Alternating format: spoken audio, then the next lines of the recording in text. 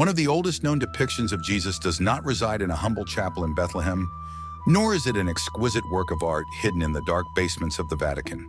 In fact, it is a crudely drawn Roman graffito depicting the crucifixion of a donkey-headed figure.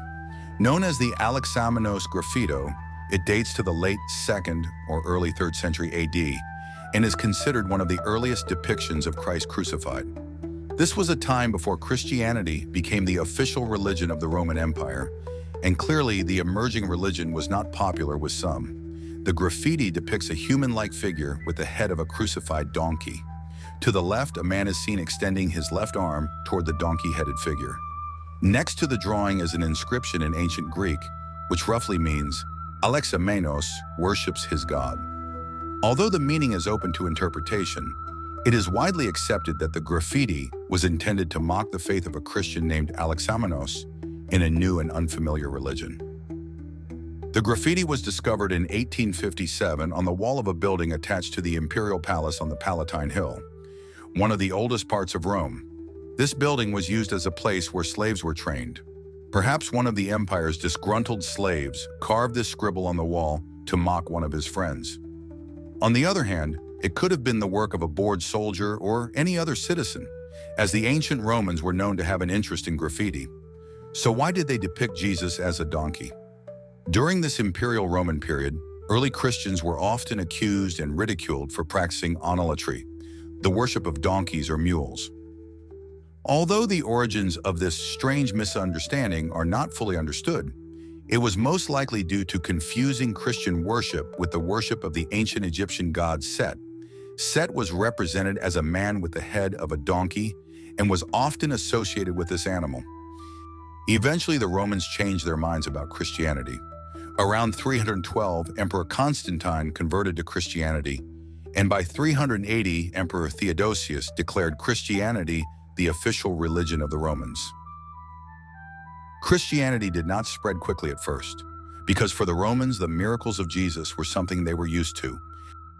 In Matthew's Gospel, the birth of Jesus is heralded by the heavenly omen of a star rising in the east. In all the Gospels, Jesus performs numerous healings and even raises the dead several times. While all these religious claims may seem remarkable to the modern reader, none of them would surprise the average citizen of the early Roman Empire.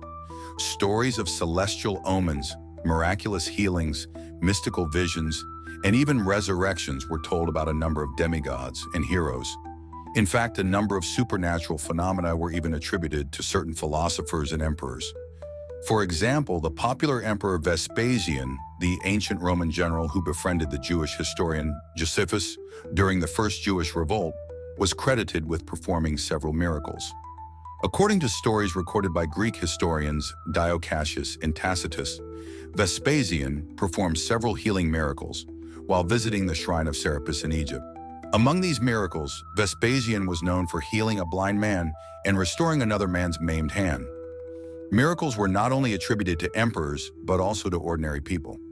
One of the most famous examples is Apollonius of Tyana, whose life story parallels that of Jesus and who is said to have been the Christ.